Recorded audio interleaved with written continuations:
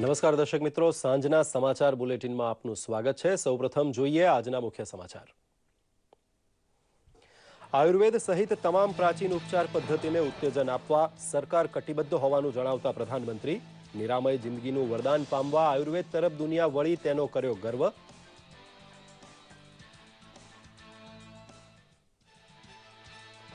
કામદારોના આર્થિક તથા સામાજિક હિતનું ગમે તે ભોગે રક્ષણ કરવાનું વચન આપતા પ્રધાનમંત્રી તમિલનાડુના કોઇમ્બતુર ખાતે કામદાર વીમા યોજના હોસ્પિટલ અને મેડિકલ કોલેજનું કર્યું લોકાર્પણ।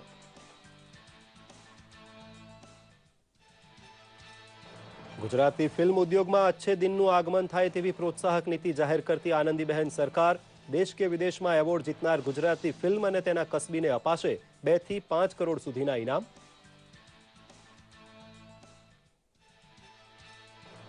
ગામડે ગામડે 24 કલાક વીજળી આપતી જ્યોતિ ગ્રામ યોજનાનું સફળ મોડેલ ચકાસવા કરજણ પહોંચી સંસદીય ટુકડી। ગામડાની વીજ અછત ઉકેલવા માટે ગુજરાતનો અનુભવ રાષ્ટ્રીય કક્ષાએ બનશે અનુકરણ પાત્ર દાખલો।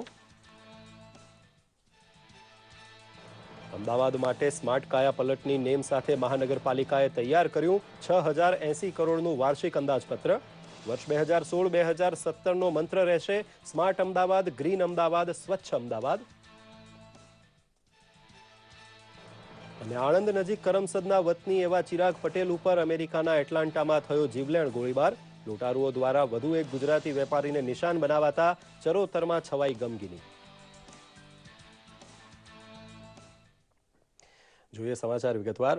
કેરળના કોઝિકોડ ખાતે પ્રધાનમંત્રી નરેન્દ્ર મોદીએ વિશ્વ આયુર્વેદ મહોત્સવમાં સંબોધન કરતા જણાવ્યું કે આયુર્વેદ ચિકિત્સા પદ્ધતિથી ઘણી સ્વાસ્થ્ય સંબંધી સમસ્યાઓનું સમાધાન શક્ય છે। આયુર્વેદ સ્વસ્થ જીવનનો મંત્ર છે।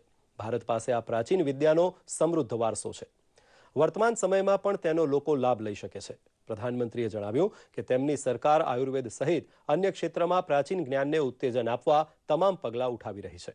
પ્રધાનમંત્રીએ જણાવ્યું કે પારંપરિક દવાઓના ઉપયોગ માટે સરકાર પ્રતિબદ્ધ છે। તેમણે જણાવ્યું કે આયુર્વેદના માધ્યમથી ભારત સમગ્ર વિશ્વમાં અગ્રેસર રહેવા સક્ષમ છે।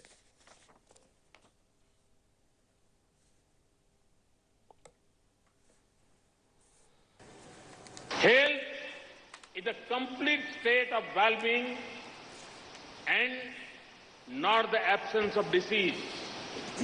Today, Ayurveda is relevant globally because of its holistic and comprehensive approach to health. The Ayurvedic Dincharya or daily schedule helps to bring about peace and harmony in one's life. પ્રધાનમંત્રી નરેન્દ્ર મોદીએ જણાવ્યું છે કે કેન્દ્ર સરકાર બધા જ શ્રમિકોની સામાજિક સુરક્ષા માટે પ્રતિબદ્ધ છે। તમિલનાડુના કોઇમ્બતુર ખાતે એસિક મેડિકલ કોલેજ અને હોસ્પિટલના ભવનનું ઉદ્ઘાટન કરતા પ્રધાનમંત્રીએ વધુમાં જણાવ્યું કે સ્વસ્થ અને સમૃદ્ધ શ્રમિક જ સમૃદ્ધ રાષ્ટ્ર બનાવી શકે છે।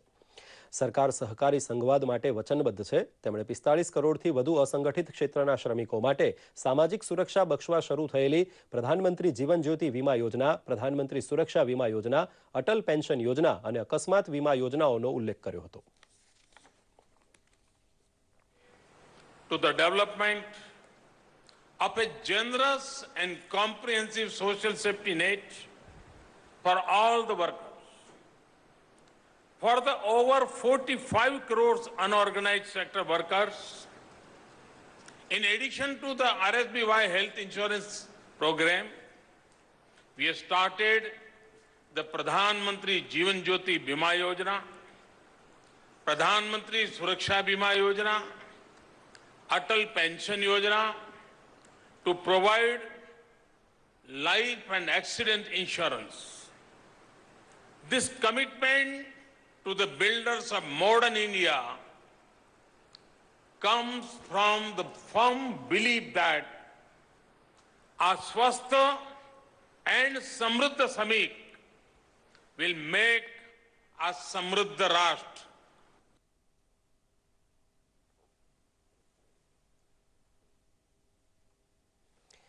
ગુજરાતી ચલચિત્રોની લોકપ્રિયતા અને પ્રેક્ષક વર્ગ વિશાળ બનાવવાની એક નવી પહેલ રૂપે રાજ્ય સરકારે ગુજરાતી ચલચિત્રો માટે ગુણવત્તા સમન્વિત પ્રોત્સાહન નીતિ 2016ની જાહેરાત કરી છે।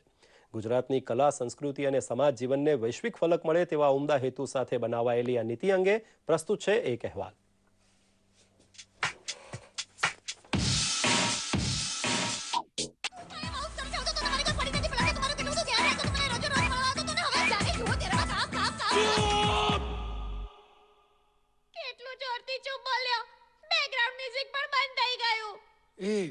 સોરી, બેકગ્રાઉન્ડ મ્યુઝિક ચાલુ રાખજો. રાજ્ય સરકાર દ્વારા ગુજરાતી ફિલ્મ માટે ગુણવત્તા સમન્વિત પ્રોત્સાહન નીતિ 2016ની જાહેરાત કરવામાં આવી છે. નવી નીતિ પ્રમાણે ગુજરાતી ફિલ્મોને હવે ગ્રેડ પ્રમાણે સહાય આપવામાં આવશે. ગુજરાતી ફિલ્મોને ગુણના આધારે ABCD એમ 4 ગ્રેડમાં 5 લાખથી લઈ 50 લાખ સુધીની સહાય આપવામાં આવશે. બાળ અને મહિલા સશક્તિકરણ પરની ફિલ્મને 25% વિશેષ આર્થિક સહાય આપવામાં આવશે. વધુમાં આંતરરાષ્ટ્રીય એવોર્ડ વિજેતા બનેલી ગુજરાતી ફિલ્મને 2 થી 5 કરોડની સહાય આપવામાં આવશે. હવેથી ગુજરાતી ફિલ્મના કલાકારોને પ્રોત્સાહન આપવા માટે દર વર્ષ કેટેગરીમાં ઇનામ આપવામાં આવશે. ગુજરાતી ફિલ્મો મલ્ટીપ્લેક્સ વગેરેમાં ઓછા પ્રમાણમાં બતાવવામાં આવે છે, કારણ કે પ્રેક્ષકો મળી રહેતા નથી.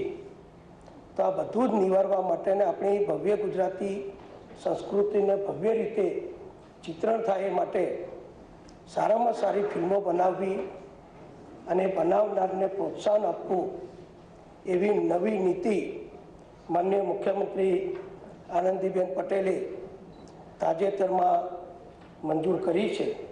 શ્રેષ્ઠ કલાકાર કસબીઓને આપવામાં આવતા પુરસ્કારની રકમ બમણી કરી દેવાઈ છે. તો હવેથી દર 3 મહિને ગુજરાતી ચલચિત્રોની સમીક્ષા કરવાનું પણ આયોજન કરવામાં આવ્યું છે. ગુજરાતી ફિલ્મોની પ્રોત્સાહન નીતિ જાહેર થતાં ગુજરાતી ફિલ્મી કલાકારોમાં આશાની લહેર જોવા મળી હતી. સરકારે ગુજરાતી ઇન્ડસ્ટ્રીની ઉપર જે મહેરબાની કરીને આ નીતિ રજૂ કરી એટલે આપણે કહી શકીએ કે ખરેખર ગુજરાત વિકાસ નંબર 1 અને આનાથી ઘણી સુંદર ફિલ્મો બનશે. જે પોલિસી આવી છે બિલકુલ એમને આવકારજનક છે, કારણ કે પ્રોત્સાહન સંપૂર્ણ રીતે ગુજરાતી ફિલ્મોની ગુણવત્તા પર જ ભાર છે અને સારામાં સારી ગુજરાતી ફિલ્મો બનાવો એવું પ્રોત્સાહન છે. પ્રાદેશિક ભાષાના ચલચિત્રોની ગુણવત્તા અને કલા સંસ્કૃતિને વૈશ્વિક ફલક ઉપર પ્રોત્સાહન આપવાના ઉદ્દેશ્ય સાથે જાહેર કરેલી નવી નીતિથી ગુજરાતી ફિલ્મોનું સ્તર સુધરે તેવી આશા સેવાઈ રહી છે. દૂરદર્શન સમાચાર, અમદાવાદ. પરંપરાગત અને બિનપરંપરાગત ઉર્જાના ગુજરાત મોડેલનો અભ્યાસ કરવા ઉર્જા મંત્રાલય સાથે સંલગ્ન સંસદીય સ્ટેન્ડિંગ કમિટીના 14 જેટલા સાંસદો આજે રાજ્યના નર્મદા જિલ્લાના કરજણની મુલાકાતે છે. જ્યોતિર્ગ્રામ યોજના થકી ગુજરાતના ખૂણે ખૂણે 24/7 વીજળીનું વિતરણ કરવામાં આવે છે. વીજ ઉત્પાદનના વિશેષ અભ્યાસ માટે દેશના સૌપ્રથમ PPP મોડેલથી બનેલા કરજણ ડેમ આધારિત હાઇડ્રો પાવર પ્રોજેક્ટ અને નર્મદા ડેમના પાવર પ્રોજેક્ટની કમિટીએ મુલાકાત લીધી હતી. ઉત્તર પ્રદેશના પૂર્વ મુખ્યમંત્રી અને લોકસભાના સાંસદ જગદંબિકા પાલની અધ્યક્ષતામાં હાઇડ્રો પાવરની મુલાકાત લઈ સભ્યોએ જાત માહિતી મેળવી હતી. જગદંબિકા પાલે કેનાલ હેડ પાવર હાઉસ તથા કેનાલ ઉપરની સોલાર પેનલ જેવા પ્રોજેક્ટનો ઊંડો અભ્યાસ કરી ગુજરાત મોડેલના વખાણ કર્યા હતા. ऑलरेडी सरप्लस पावर है, 24/7 यहाँ 24 घंटे लोगों को बिजली उपलब्ध होती है. तो उस गुजरात मॉडल की नर्मदा पे जो इन्होंने काम शुरू किया था, नर्मदा पे हाइड्रो पावर और नर्मदा के कैनाल्स पे इन्होंने जो रूफ टॉप पे सोलर एनर्जी का भी जनरेशन शुरू किया है 10-10 मेगावाट का. तो वो एक अच्छी आइडिया है कि जहाँ हम जिस कैनाल से हम हाइड्रो और जिस रिवर से हाइड्रो पावर जनरेट कर रहे हैं उसी पे हम रिन्यूएबल एनर्जी भी जनरेट कर रहे हैं. उसी की स्टडी के लिए हमारी पार्लियामेंट की एनर्जी कमेटी आई है. ગુજરાતની આર્થિક રાજધાની ગણાતા અમદાવાદની મહાનગરપાલિકાનું વર્ષ 2016-2017 માટેનું અંદાજપત્ર 6080 કરોડ રૂપિયાનું હશે, જેને સ્ટેન્ડિંગ કમિટી દ્વારા મંજૂર કરવામાં આવ્યું છે. સ્માર્ટ અમદાવાદ, ગ્રીન અમદાવાદ અને સ્વચ્છ અમદાવાદ જેવા 3 મંત્ર ઉપર રચાયેલી આગામી બજેટમાં મિલકતવેરા, વાહનવેરા, વોટર ટેક્સ સહિતના કરવેરાના દર યથાવત રખાયા છે. તેની સામે પ્રત્યેક રૂપિયાની આવક સામે 37 પૈસા વિકાસ ખર્ચ કરવાનો લક્ષ્યાંક રખાયો છે. મેયર ગૌતમભાઈ શાહે બજેટની ધ્યાન આકર્ષક દરખાસ્તો અંગે માહિતી આપતા કહ્યું હતું કે શહેરને તબક્કાવાર વાઈફાઈ બનાવવા ઉપરાંત પૂર્વ વિસ્તારમાં મહિલાઓ માટે અલાયદી હોસ્પિટલ બાંધવાની યોજના પણ સામેલ છે. 36 પૈસા વિકાસ પાછળ વાપરવામાં આવશે એ પણ આમાં ગોઠવ્યું છે. અને પ્રજાના પ્રશ્નો, ખાસ કરીને લોકો ઘણીવાર પોતાના કોર્પોરેટરને ઓળખતા નથી, વોર્ડમાં કેવા કામો થાય છે એ જાણતા નથી. એટલે ખાસ કરીને આપણે એક એપ બનાવી છે, નો યોર વોર્ડ અને નો યોર કોર્પોરેટર. આવનારા દિવસોમાં વિશ્વમાં પાણીની સમસ્યાના સંદર્ભમાં એક મોટી ચિંતા છે અને જે હયાત પાણી છે એનો યોગ્ય ઉપયોગ થાય અને એનો છેલ્લામાં છેલ્લા છેવાડાના વ્યક્તિ સુધી અથવા દરેક ઘર સુધી પાણી પહોંચે ત્યારે જે વોટર લોસ થતો હોય છે એમાં કઈ રીતે આપણે ફાયદો કરી શકીએ એની ચિંતા અને ચિંતન માટેનો એક સેમિનાર હતો. આણંદ જિલ્લામાં કરમસદના વતની એવા ચિરાગ પટેલ ઉપર અમેરિકાના એટલાન્ટામાં લૂંટારુઓએ ગોળીબાર કરતા આ યુવક ગંભીર હાલતમાં હોસ્પિટલમાં સારવાર હેઠળ છે. ચિરાગ તેની પત્ની સીમા અને 2 બાળકો સાથે છેલ્લા 2.5 વર્ષથી એટલાન્ટામાં સ્થાયી થયો હતો, જ્યાં 15મી જાન્યુઆરીએ તેની દુકાને લૂંટના ઈરાદે આવેલા શખ્સોએ ગોળીબાર કરતા ચિરાગને જીવલેણ ઈજા પહોંચી હતી. હુમલાની વાત બહાર આવતા ચરોતર પંથકમાં ગમગીની પ્રસરી ગઈ છે અને ચિરાગના પિતા ભાસ્કરભાઈ તાબડતોબ આણંદથી એટલાન્ટા જવા રવાના થઈ ગયા છે, તેમ ચિરાગના કાકા હરેશભાઈ પટેલે દૂરદર્શનને જણાવ્યું. એ વસ્તુ છેલ્લા 1 વર્ષથી લગભગ 12 થી 13 કેસીસ આ ટાઈપના બનેલા છે. તો અત્યારે બધા સમગ્ર ગુજરાતીઓ ફફડતા ત્યાં આગળ રહેતા હોય છે. જોબ કરતા હોય તો બી સ્ટોર પોતેનો હોય તો બી. તો પછી આ બાબતે મોદીજીએ કંઈક કરવું વિચારવું જોઈએ. ઓબામા સાથે આમ તો વારંવાર મિટિંગ કરતા જ હોય છે. રાજદ્રોહ સહિતના ગુનામાં સુરતની લાજપોર જેલમાં બંધ એવા હાર્દિક પટેલને આજે હાઈવે ચક્કાજામ કરવાના અન્ય કેસમાં સુરતની અદાલતે જામીન આપ્યા છે, પરંતુ તેનો જેલવાસ યથાવત રહેવાનો છે. રાજકોટમાં યોજાયેલી ભારત અને દક્ષિણ આફ્રિકાની ક્રિકેટ મેચના દિવસે સુરતના કામરેજમાં હાઈવે ઉપર ચક્કાજામ કરવાનો કાર્યક્રમ અપાયેલો, જે બાબતે આઈપીસીની કલમ 188 હેઠળ ગુનો નોંધવામાં આવ્યો હતો, જેમાં હાર્દિક ઉપર ચક્કાજામનો દોરી સંચાર કરવાનો આરોપ છે. હાર્દિકના વકીલ યશવંત વાળાએ જણાવ્યું છે કે ₹7,500ના બોન્ડ આપવાની શરતે જામીન અરજી મંજૂર કરવામાં આવી છે. કચ્છના માંડવી તાલુકાના ધોકડા ગામના તળાવમાં 4 થી 5 મગરો ઘૂસી આવતા ગ્રામજનોમાં ફફડાટ ફેલાયો છે. આ મગરો ઘણા સમયથી વસવાટ કરતા ગ્રામમાં ઘૂસી જઈ કોઈ વ્યક્તિ પર હુમલો કરે તેવી પણ ગ્રામજનોમાં દહેશત ફેલાઈ છે અને મહિલાઓ પણ તળાવમાં કપડાં ધોવા જતા ખચકાઈ રહી છે. ગ્રામજનો 2 વર્ષથી આ અંગે વન વિભાગને ફરિયાદ કરી રહ્યા છે, તેમ છતાં વન વિભાગ દ્વારા કોઈ પગલાં ન લેવાતા લોકોમાં રોષ ફેલાયો છે.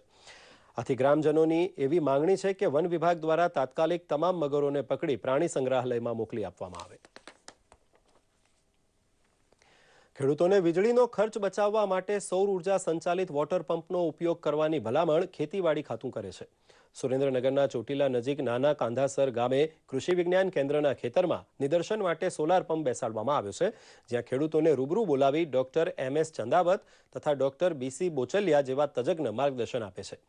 પર્યાવરણ મિત્ર જેવો આ 5 હોર્સ પાવરનો પંપ માત્ર 25,000 રૂપિયામાં ખેડૂતો ખરીદી શકે છે. એક દિવસના તડકામાં ચાર્જ થયેલી બેટરી ઉપર આ સોલાર પંપ 5 થી 6 કલાક ચાલી કૂવામાંથી પાણી ખેંચી શકે છે.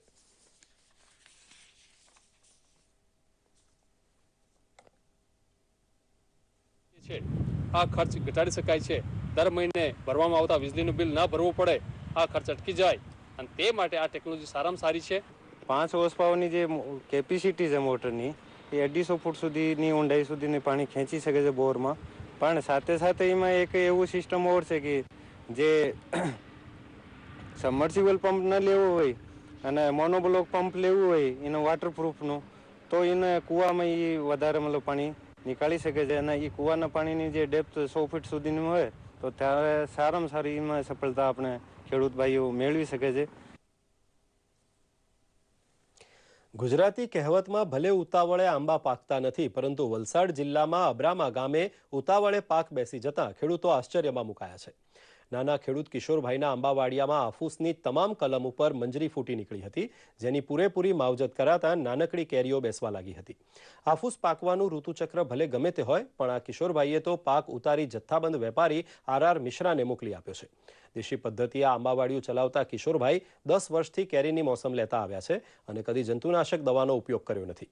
ઉનાળાને બદલે શિયાળામાં કેરીનો પાક ઉતરવાની ઘટનાને ઘણા લોકો આબોહવા પરિવર્તનની આડઅસર તરીકે ગણાવી રહ્યા છે. લોકપ્રિય અભિનેતા શાહરૂખ ખાન પોતાની આગામી ફિલ્મના શૂટિંગ માટે ભુજ આવી પહોંચ્યા હતા. શાહરૂખ ખાન ગઈ સાંજે ભુજ એરપોર્ટ પર પહોંચ્યા ત્યારે શાહરૂખની એક ઝલક માટે ચાહકો મોટી સંખ્યામાં ઉમટી પડ્યા હતા તથા શાહરૂખ ખાન સાથે સેલ્ફી લેવાની મજા પણ માણી હતી. શાહરૂખની આગામી ફિલ્મનું શૂટિંગ કચ્છમાં થવાનું છે. તેના માટે કચ્છમાં અલગ અલગ 6 જેટલા લોકેશન્સ પસંદ કરાયા છે.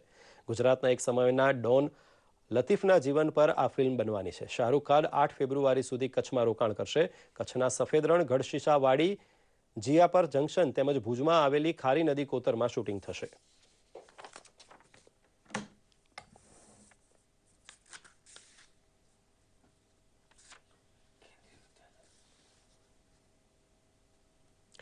અમદાવાદના ચાંદખેડામાં ઓએનજીસી પરિસરમાં આવેલી કેન્દ્રીય વિદ્યાલય ખાતે પ્રતિભાવાન શિક્ષકોની પુરસ્કાર વડે કદર કરવાનો સમારંભ યોજાઈ ગયો. ગુજરાતમાં વિવિધ સ્થળે આવેલા 46 જેટલા કેન્દ્રીય વિદ્યાલયના ચિત્ર શિક્ષકોને ઉત્તમ કામગીરી બદલ ગુજરાત વિદ્યાપીઠના રજિસ્ટ્રાર રાજેન્દ્ર ખીમાણીના વરદ હસ્તે ઇનામ આપી સન્માનિત કરાયા હતા. કેન્દ્રીય વિદ્યાલય સંગઠનના પ્રાદેશિક વડા અરુણ ભલ્લાએ કહ્યું હતું કે કેન્દ્રીય વિદ્યાલયમાં ભણતા બાળકોમાં પ્રતિભાનું સિંચન કરવા માટે શિક્ષકો કેટલી જહેમત ઉઠાવે છે તે એવોર્ડ માટે પસંદ થયેલા શિક્ષકોની યાદી ઉપરથી જોઈ શકાય છે.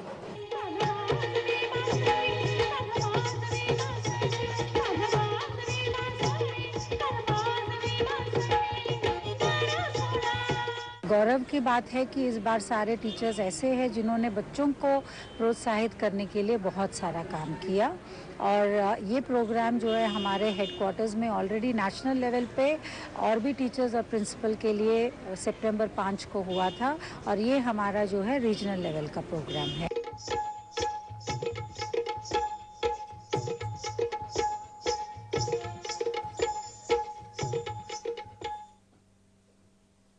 તો આ સાથે જ આ સમાચાર બુલેટિન અહીં સમાપ્ત કરીએ છીએ. નમસ્કાર.